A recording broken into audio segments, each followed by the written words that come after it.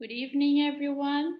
Welcome to our Buying a Home in Rotterdam webinar. So it's important for you to know that today's session will be recorded and shared. So if you need to leave a little bit earlier, don't worry because you're going to receive the presentation later on. It's also important for you to know that you're going to have, if you have any questions, you can pop it in the Q&A, then my colleague Ludo will be presenting it. We'll be answering it. And then if at the end of the presentation we still have any questions, we can go through the questions as well. Let me just ask my colleague Ludo if you can hear me properly. Yep, I can for sure. Nice, thank you. So let's start the presentation. So I am Rafaela. I am a buying manager for EHN. I am Brazilian, proud mom of 2 daughters, very intelligent and also beautiful.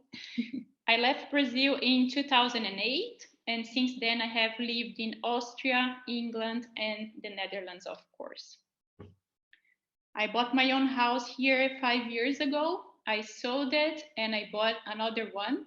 So I know from experience what you are going through at this moment. We believe that greatness is achieved in the agents of others. And what we mean by that is that we believe that the greatness is achieved if we work as a team. So I would like to present our buying team at EHN. We have Giovanna, she's also from Brazil, and she lives in Eindhoven, so she's responsible for Eindhoven and surroundings. We have Ludo that is here with us today. He is in Amsterdam and responsible for this area. Can you present yourself, Ludo, please? Of course, sure thing. So indeed, my name is Ludo, born and raised in the Netherlands, have lived in the United States for a couple of years as an expat, but well, couldn't resist coming back to the most beautiful country of the world, of course. So moved back to the Netherlands. Have been working with EHN now for a couple of years. And responsible for the greater Amsterdam area. So that includes Amsterdam, Haarlem, Almere, Zaandam, Amstelveen, etc., etc. So it's kind of the rival of Rotterdam, so to say. But for today, of course, we'll be talking about the Rotterdam area. Thank you, Ludo. We also have Rick that works with us. He's the one sitting in Rotterdam actually, but now he's on holiday. So that's why Ludo and I are taking over the presentation today. I am sitting in the north in Groningen. So I'm responsible for all the north of the country, but also of course support my colleagues in the other regions as well. And we also have Ellen that's also in Amsterdam, and she's supported with all the documents and everything. So a brief introduction to EHN. We are no traditional real estate agents. We all have lived abroad and we have experienced that ourselves. So we know that what it's like to settle in a new country. We help with buying and renting as well, not selling yet, hopefully in the future.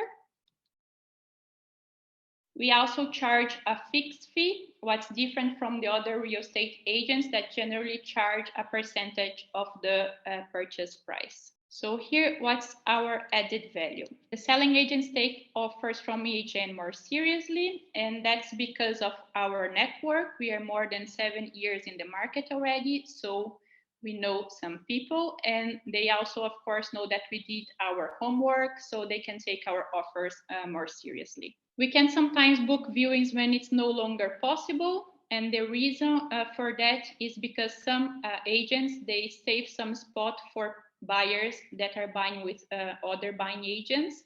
So sometimes if you try to book it yourself, it's no longer possible. But if we try to book it for you, we can find a spot. We also support by review Dutch legal and property documents. We have some Dutch speakers in the team, and of course we make sure everything is in accordance with the law. We help define market values through market data. That's something that's very important. We always need to find the market value before we send an offer, and we do our research with some websites that can offer this data for us. and then we're going to share that with you as well. We will inform you about rules and regulations that apply in the country. We know that can be challenging if you're not born here. You can sometimes struggle to know what's right, what's wrong, what are the rules. So we're going to help you with that. And of course, we make sure you don't make the same mistakes we have made. Here we have the content of the presentation today. We're going to have the introduction. We're also going to share some market info and market drivers as well. What you're going to need from savings for the buying process. We're also going to need to share 3 tips to win the market. And we'll go through the timeline together. Here we have a little poll. Where in the process are you? So if you can share that, then we can know a little bit better on which stage you are at the moment. If you can answer that, then we can take a look here as well. So I think it's the wrong poll, right? Where did you find about this webinar? So I can see here, most of you found it on Instagram, also Facebook. That's very precious information for us to share with our market team. What made you decide to buy?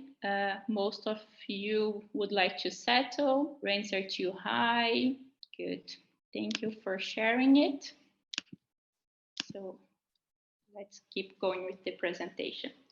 Here we have some market info. So if you see this graphic, we have some numbers here of the development of the average selling price in the Netherlands since 2005 up to date.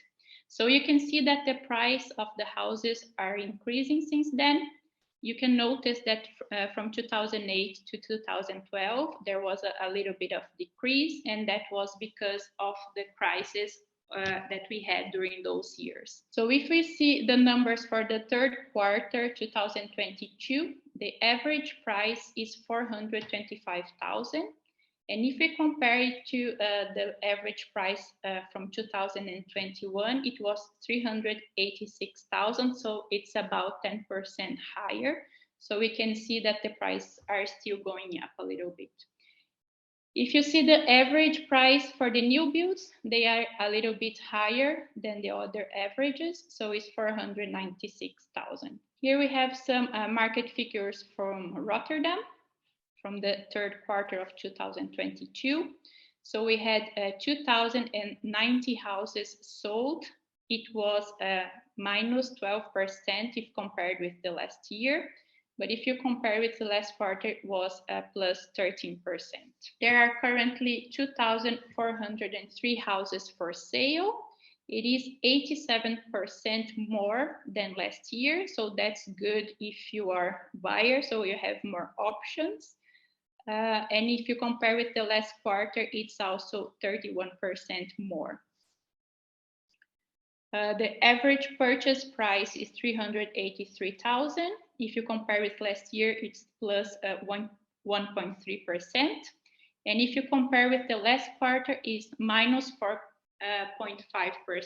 The average price per square meter is 3,712. And if you see the sales time is 30 days, it is 20 days more, 20 days, sorry. Let me rephrase it. It's 20% more if you compare with the last year, that was 27 days. So the market, it is quite fast, so we need to act fast as well. Here we have some market drivers. What causes the prices to increase? We have the fiscal benefits, and within the fiscal benefits, we have the tax exemption. So the tax exemption applies if you buy a property up to 400K and you are under 35 years old, then you don't need to pay the transfer tax. If you are older than 35, or if you buy a property over 400K, then you need to pay 2% transfer tax if you're living in the property, and 8% if you are an investor. It is important for you to know as well that this amount of 400K will change next year and is going to increase to 440K. We also have the interest rebate. So if you're having mortgage, you have to pay interest. and you don't need this interest is tax deductible, so you're going to receive some money back at the end. So that's very important to know as well. There is no capital gains, and what we mean by that, if you buy a property now and you're going to sell it in the future to buy another property, you don't need to pay taxes on those gains. We still have the tax-free parent donation. It is coming to an end in not the following year, but 2024. So how it works now, it is if you receive up to 100K as a parent donation, you don't need to pay tax on that. For next year, it's going to reduce to 30K, and in the following year, it will not apply anymore. It might be good to mention also, sorry to interrupt you, Rafaela. So the tax-free parent donation, they call it a parent donation, but it can also come from a different family member, and that is actually if your family members are living in the Netherlands.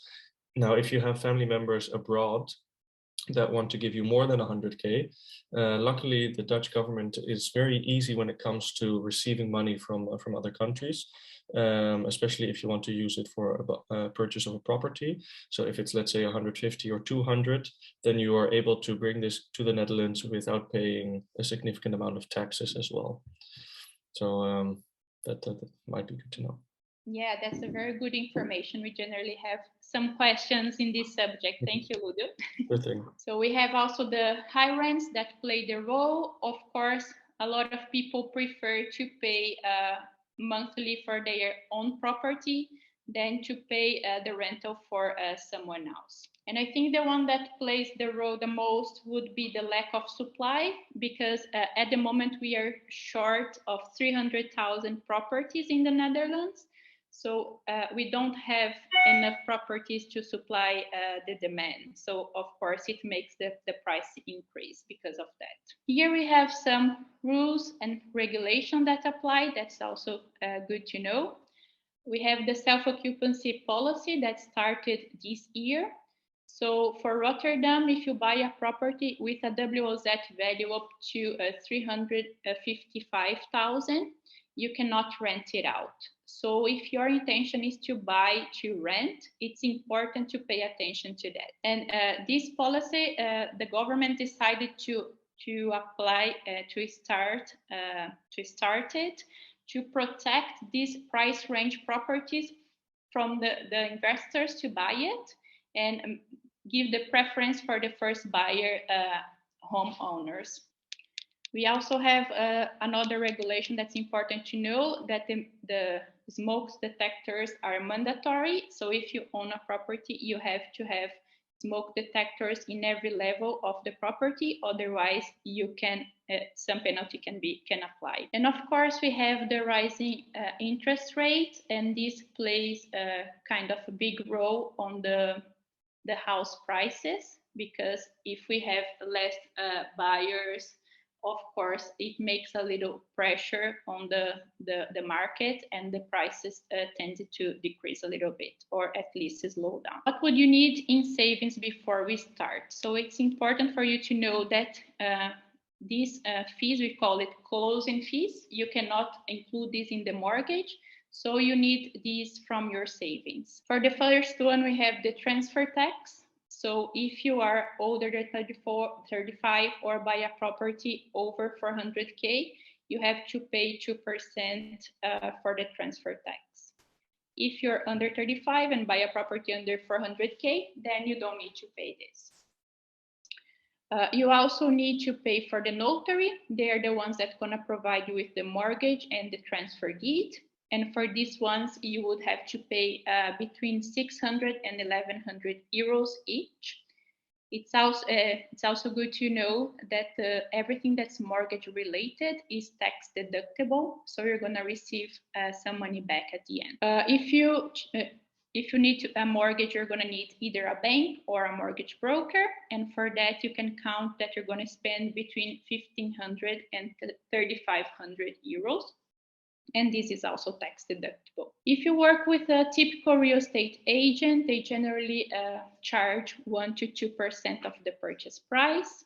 And we as e-agent, we have a fixed fee but we are going to go through that in the end of this presentation as well. If you're having a mortgage, you're going to need an official valuation report, and the appraiser is the one that's going to provide you with that. And for that, they charge you around 650 and 800 euros. This is also tax deductible. If you're having a technical inspection done in the property, they're going to charge you around 439 euros.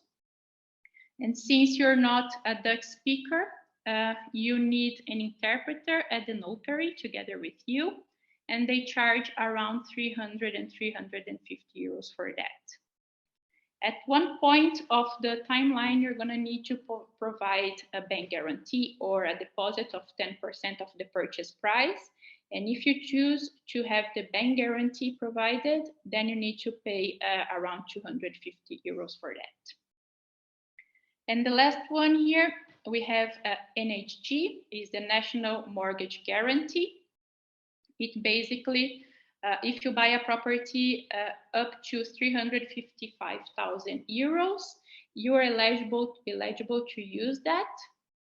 And what's the advantage of it is that you're going to have a lower interest rate, and you also going to have an extra insurance. So if for some reason you cannot pay your mortgage, you're going to be insured if you use that.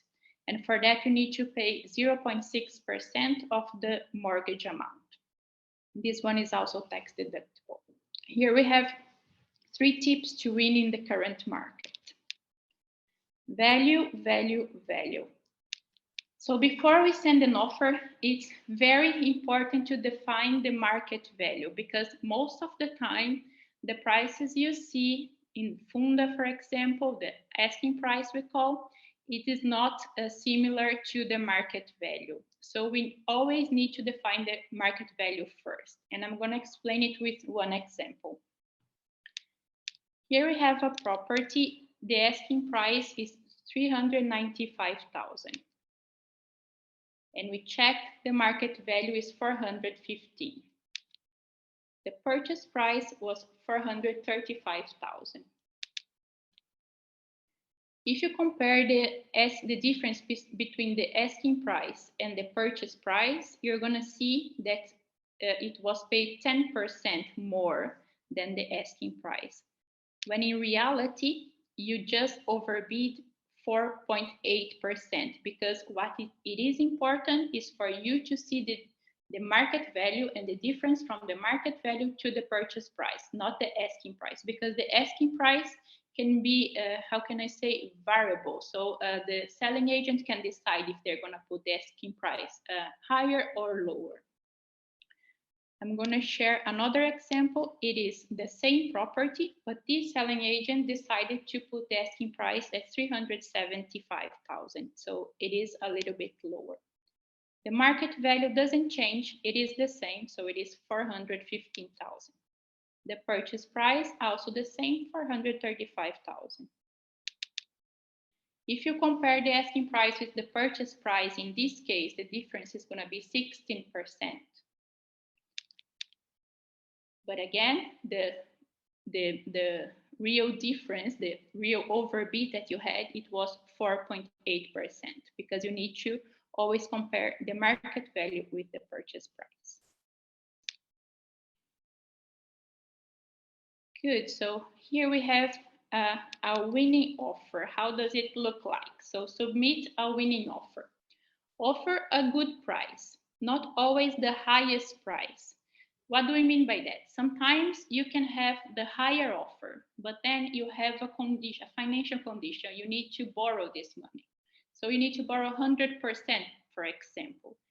From the seller's perspective, they're going to look this offer and see, and they may consider that you will not be able to borrow the total amount. So they will prefer to have a lower price, but then with a lower financial condition as well. So not always the highest price is the winner offer.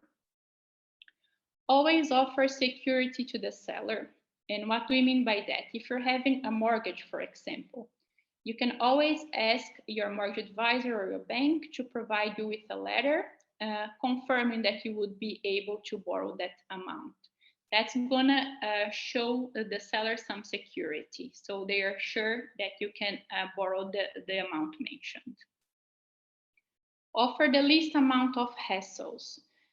So one example for this one is, for example, the seller, they bought a new build and they're gonna get the keys within 5 months, for example. Your ideal transfer date would be in 2 months, but you should consider to organize your transfer date according to the seller, because of course the market nowadays, it's I would say a seller's market, so it's better for you if you can adjust to their necessities than with your own. And always offer a personal touch. So it's always good to have send also a letter. We can add some a picture of your family, explain why you like the house, why you want to move into that property. That can be helpful, especially if they have 2 similar offers.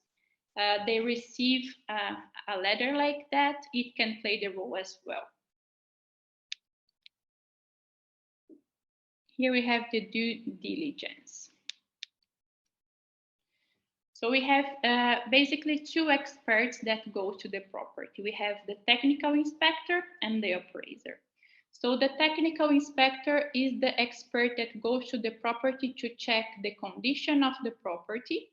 They go there and they provide you with a report with what work needs to be done within a year and how much that's going to cost you to have it repaired, and also what work needs to be done between 3 to 5 years and how much that would cost to you. So it's always very good to have this expert visiting the property, so you're aware how much you need to invest in the property. If you're having a mortgage, you need to provide the bank with a valuation report, and the appraiser is the expert that's gonna provide you with the official valuation report. So this is mandatory. So here I have one question for you, and then you can pop it in the chat. When do you think that you need to book these experts? Do you book them before or after your offer is accepted? So I see some befores, some afters coming in as well in the Q&A and in the chat. I think it's a good mix of answers. Well, let's not hold them in their attention much longer. What would be the answer, Rafaela? So here we have the sweet spot is after the offer being accepted. And the main reason for that is because they cost you money. So if you're gonna view a property and bring these experts there, you're gonna have to pay them, even though you're not sure if your offer is gonna be accepted or not.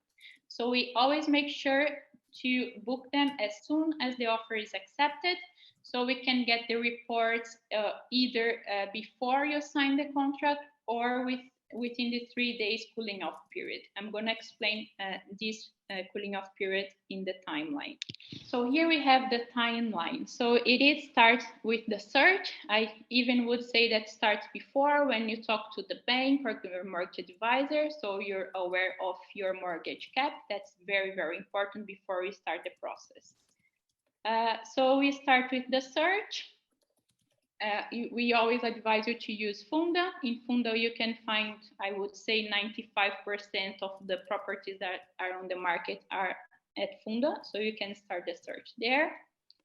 After you visit the property, what we do for you, we check the documents. We do also the price research to estimate the market value. We're going to share that with you as well. We submit the offer for you. After the offer being approved, we book the expert. So we book the appraiser and the technical inspector within a week.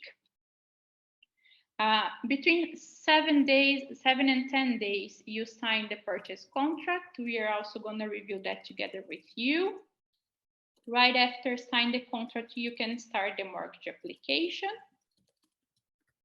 And 3 days after you sign the contract, you have the end of the cooling off period. So during this period, you can pull out of the deal without any penalty.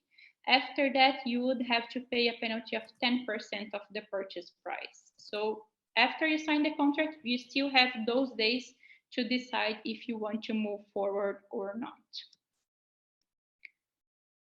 So around 4 weeks after your mortgage, after you apply for your mortgage, you're gonna have a response from them. So after your mortgage being approved, you enter the final stage of the process. Around 10 days before the transfer, you're gonna receive the statement of completion. So this is the final invoice where you're gonna receive all the closing fees that needs to be paid before the transfer. On the day of the transfer, you're gonna have the last inspection. It is when you go to the property to check if it is in the same condition as you saw it before. Right after that, you go to the notary to sign the transfer and the mortgage deed, and you're also gonna have the key handover at the same day. And here we have an end of liability term of 2 months. But of course, as soon as you get in the property, check if everything is working, if there is anything that needs to be repaired, you have these 2 months to inform the seller. So here we have the packages that we offer. We have the new build package. This is a totally different process, I would say. So if you're interested in buying a new build, I would suggest you to watch one of our webinars or book an intake with one of us. Then we can go through the timeline of this one.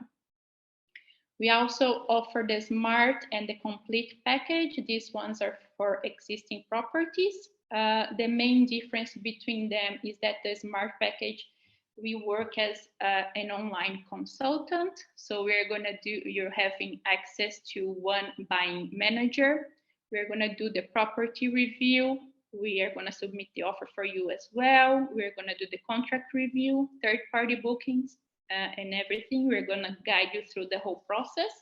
And in the Complete package, we are gonna be there physically together with you. So we're gonna schedule the viewings and attend the viewings with you, and also the expert meeting. So that's the main difference between those packages. So this is the presentation for today. If you're interested in having an intake with one of us, you can always book it in our website. Then we can go through your questions, all your doubts, and see your specific case. That's the presentation for today. I don't know, Ludo, do we still have any questions that are unanswered?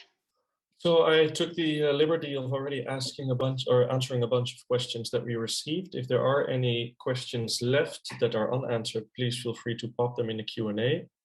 So we can go over all of them right now.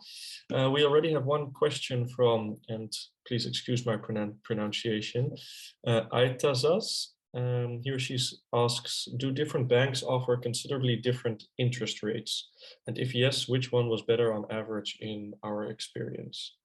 Yeah, I think regarding the interest rate, they are quite similar. It doesn't vary that much. What can make a difference, you can talk better about that with your mortgage broker. But if you can use the national mortgage guarantee, it can influence in the interest rate as well. And also, if you're gonna be able to use the variable interest rates, or you have to block it for 10 years, but that's some details you need to discuss with your mortgage broker. Yeah. Yeah, and there are some, if you have, for example, an energy label A or A+, that might give you a small discount on your interest rates. If you have a bank account with a certain bank and request a mortgage with that bank as well, they might give you a bit of a deal. But in general, we would advise you to have a chat with a mortgage advisor so they can just show you all the mortgage providers and all their interest rates.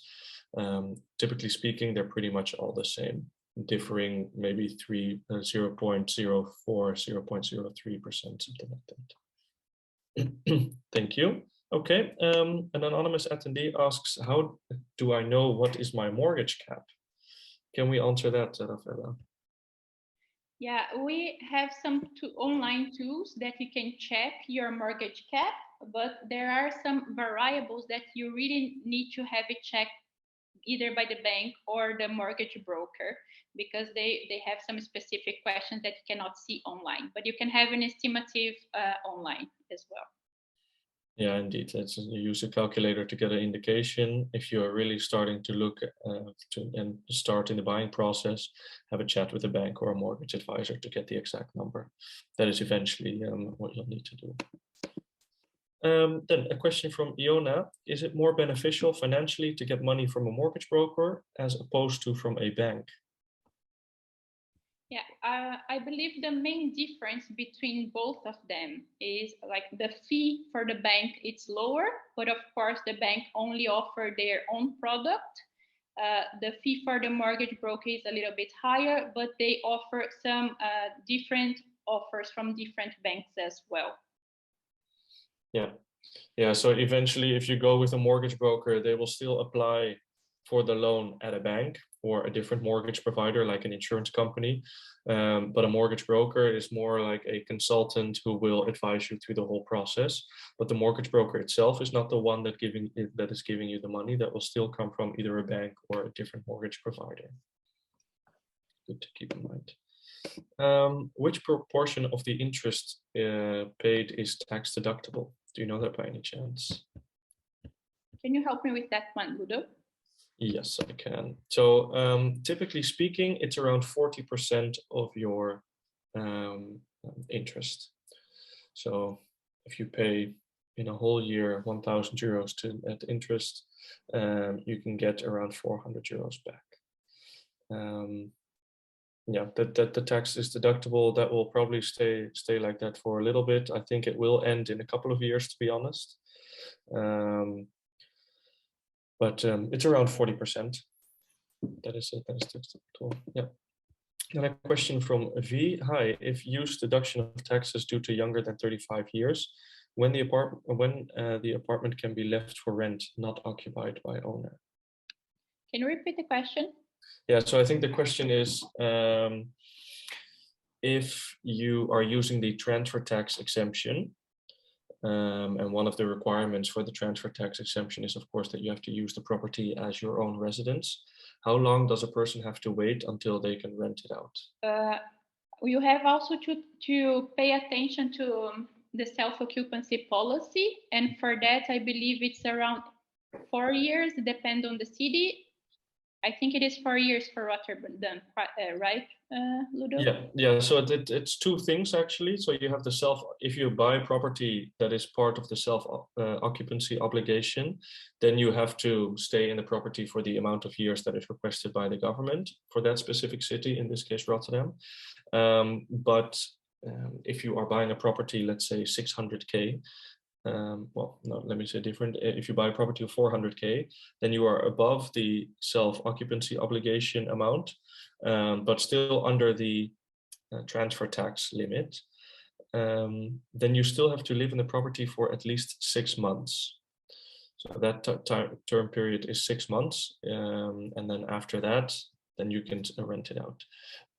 I would advise you to do it a little bit longer because 6 months is really the threshold. But if the tax authorities find out that you move out already then and use it as an investment, then they might come knocking at your door and say, hey, please pay us the 2% still. Then another question from Aitasas regarding mortgage again. Does paying more deposit upfront affect the interest rate? Can you repeat the question, Ludo? Of course, no problem. Regarding the mortgage, does paying more deposit upfront affect the interest rate? Can you help me with that one? Yeah. So depends a little bit. Banks do like it if you offer more security and show that you have your own means and are not fully depending on a mortgage. So they might give you a little bit of a deduction on the interest rate. Nowadays, it's not a huge difference, but and also not if you're adding 20,000 euros out of own pocket. It really has to be like 100, 150K out of own pocket, and only taking out a mortgage for, let's say, 70 or 80% instead of 100 or 95 or something like that. Okay, let's see. Do people with 30% ruling have any benefits when it comes to the housing process itself? Unfortunately, there is no benefit. Well, you already have a lot of benefits, so not specifically for the buying process, indeed. No. Okay. Let's see. So there's a follow-up question from V again. For example, students below 35 buys an apartment and leaves the country after that time. Can that person rent the apartment after a 5 years period? Well, I can immediately answer that question. Yes, that's allowed. After 5 years, no problem at all. You can do whatever you like with the property. If it's a little bit sooner, then you have to check the regulations to see if it's possible. But typically speaking, after 5 years, shouldn't be a problem at all. Then another question regarding the self-occupancy obligation. So the self-occupancy rule obliges the owner to live in the house only for 4 years in Rotterdam. After that amount of years, can I rent out the house with no restrictions? Yes, that's correct. But please keep in mind, if you buy a property more than 300, the WOZ value more than 355,000, you can also rent it out. So if you buy under, then you have to live there for a while. And there are some exceptions as well. Sorry. For example, if you rent to a family member for your parents or children, then you can rent it for them. And also, if you lived in the property for at least 1 year, if I'm not wrong, is 1 year, right, Ludo? Mm-hmm. Then you leave for a sabbatic year, for example, you can rent it out for a maximum period of 1 year as well. Yeah, if you have to leave the country for work as an expat, for example, then there are some exemptions that you can rent it out for 1 year, but then you have to come back as well. So they're pretty strict with it. It's really not, if you buy a property with a self-occupancy obligation, just assume that you have to live in the property for 4 years. And yeah, the loopholes can only really be used in very specific situations. Then another question from Iona. Thanks for the cost of buying breakdown. It would be great to attach a theoretical buying price to that. So let's say it's around the average in Rotterdam, like 350K. Would 15,000 euros in savings be sufficient? Yeah, let me do my math. Yeah, what might be a good tool in general for everyone is if you are not paying 2% transfer tax, you'll need around 2 to 3% of the purchase price as closing fees. Now add 2% to that if you are paying transfer tax. So then it would be around 4 to 5%. Great. So generally speaking, yes, 15K would then be sufficient, I think. Okay, all right. Then we have a few more questions. So a question from Lucas. Can you share a little bit more about the price forecast? So if you're expecting the prices to drop, is that? Well, for example, or rise in either way. Do you have a prediction? Yeah, what we are seeing in the market at the moment is that the market is slowing down a little bit. So if we compare with the last quarter, it dropped, but not, how can I explain that? The price really didn't drop, but didn't increase that much. So it is stabilizing a bit. Yeah, it's stabilizing a little bit, I would say. And we expect that for the following months as well. We don't expect a big drop because as we mentioned during the presentation, we don't have enough properties available in the Netherlands. So we don't really expect the price to drop that much. No, indeed. No, and the Rabobank came with a prediction of a drop of 3.2% for next year. Now that is for the whole Netherlands. And funny enough, even though the Netherlands is a very small country, I think the majority of the people that are joining in the webinar today will most likely come from a bigger country. It's not very difficult. But the majority of the Dutch and also the expats, they want to live in the bigger cities like Rotterdam, like The Hague, like Amsterdam, Groningen, Eindhoven, and all the space in between. Not a lot of people live in there actually. So And cities like Rotterdam, Amsterdam, and such, at one point they're full, right? I mean, the cities can become a little bit bigger on the outside, but people generally don't want to live there. So as long as there is still a high demand and not as much offer that can meet the demand, we don't expect the prices to drop significantly. Stabilizing now, yes, because of the interest rates rising, people are slowing down a little bit and not being so rushed into buying a property, but I don't see any huge crash happening anytime soon.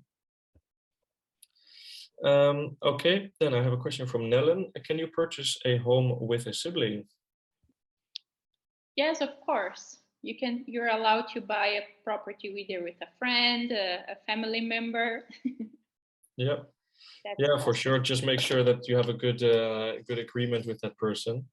Put that on paper as well. What happens if someone wants to move out or sell it or whatever. It's always a little bit different if you do it with your sibling in comparison to a partner. But that is definitely possible. Now, there's a follow-up question from Nellen. How does that affect the mortgage payments? Would you like to take that one, Rafaela? Yeah, that's a good question. I don't have the answer for that. Well, then I will take it back. It doesn't affect the mortgage payments, in all honesty. So the bank will want you to have a shared bank account that the money can be, how do you say that, taken from, withdrawn from. Yeah, and as long as it's in full, it doesn't really matter who's paying, to be honest. They will use both your income as a to calculate your mortgage on. And then you need to pay your mortgage installments. Doesn't really affect the payments at all. Nope. Then a question from Mauricio. Does the new property need to have an inspection and valuation too, like a new build? For the new build? Yeah.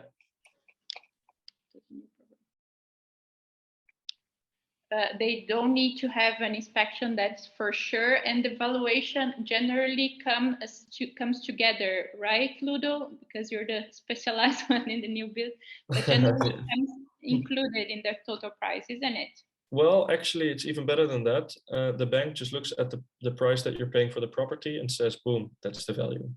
So it makes your life a lot easier. You don't even need to have a valuation. Because the price of a new build property is built up a little bit different than a price of an existing build. It's built up of a part of the land that you're buying and then all the building costs for the property. That's also why you don't have to overbid on a new build property price. It is what you see is what you get. So the bank also uses immediately that amount to give you a mortgage out. And then if you want to add, for example, a kitchen, bathroom, a specific kind of flooring, etc., that will also be included in your mortgage, which is rather nice. A final inspection or a technical inspection is not possible, because when you're buying a new build property, you're buying something that doesn't exist yet. So you also can't technically inspect something that doesn't exist yet. You will have some kind of final inspection completely at the end when you go through the property with the developer and contractor to make sure everything is okay. But it's quite specific new builds. So if you want more information on that, I would say just book an intake with one of us, and then we can answer all those questions in detail. I think that's easiest. Then we have a question from L. If we buy a house above 400K in Rotterdam as our first house, do we still have to wait 4 years to rent or sell it? Yeah, I just wanted to point it out a little thing. It is when we say you need to the WOZ value up to 355,000. It is the WOZ value, it's not the purchase price. So that's something that you need to keep in mind. So yeah, it is not the purchase price. Yeah, and you can look up the WOZ value. Well, if you Google WOZ value, then you will come to the website where you fill in the address and they will show you exactly what the WOZ value is. Yeah, but if you buy, answering your question now, if you buy a property over that value, then you would be able to rent it out. And to sell it, actually, you don't need to wait either way. You can always buy it and sell it. You don't need to wait for a period of time. Nope, indeed. Okay, then is there actually a particular time of the year when it is best to buy a property? Yeah, that's a very interesting question, because sometimes we really think that happens, but then we see there is not actually like a pattern. So if we compare with the last year, the market is changing as well. So we don't have like a particular time. But I would say when it's holidays, for example, summer, generally you don't see a lot of properties coming up to the market. Also, the end of the year, it slows down a little bit. But yeah, I would say if I had to pick a time, yeah, just avoid these ones. Yeah, indeed, I agree. I agree. But on the other hand, so that's also the other side of the story. These are also moments that not a lot of properties are listed. So all the buyers that are still active are now competing over a fewer properties. On the other hand, in the other times of the year, there's a lot more available, but then there will also be a lot more buyers on the market looking for properties. So Exactly. and good to mention is that when it comes to taking out a mortgage, there's not really a difference in any time period. There used to be at the end of the year where the interest rates would dip a little bit because the banks had to meet their targets, which is quite silly, but it really was the case. So they would drop the interest rates a little bit so that more people would buy property and they could then meet their targets for giving out mortgages. Nowadays, not really happening anymore. So any time of the year is also a good time to take out a mortgage. Then, does it happen that the bank gives a lower value to the property than the purchase price in its evaluation? And if yes, should I give from my own money to cover the rest? Does that happen often? Yeah, that's a very good question. And that's one of the reasons that we always say that's important to find the market value before you send an offer. Because the bank or the mortgage provider, they can only provide you with 100% of the market value, what they find in the valuation report. So if you offer more than that, then you have to pay from your own savings. Yeah, indeed. But we will know the value before we sign the purchase agreement as well. So that if we think the value is, for example, 400, but the appraiser, the person that comes in to officially evaluate the home, thinks it's worth 390, and you don't have the 10,000 euros to cover the rest, then you can still cancel the purchase. So that's a little bit a way to mitigate the risk there.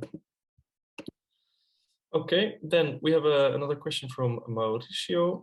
Are there deals in the market, example properties that require repairing, etc.? Like some good deals to score? Yeah, there are some shell properties that, of course, they have the asking price or the market value a lot lower. So that's something that you can consider a good deal if you're willing to work in renovation and these kind of things.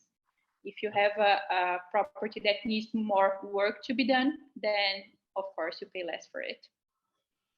Exactly.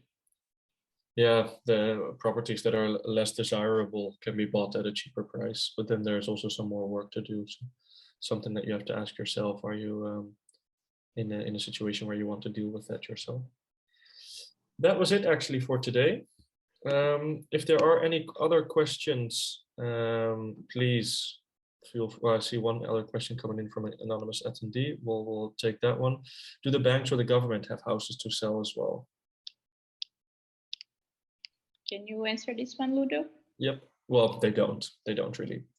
No. All the properties that are sold either by developers or by people like you and me who have properties to sell. Now, there are some situations where people stop paying their mortgage, they're in all these financial situations, etc., etc., and the bank takes back the property or takes ownership of the property actually, and then sells it on an auction, but like 5 properties per year. So no, I would say that doesn't happen. All the properties are sold via the regular way.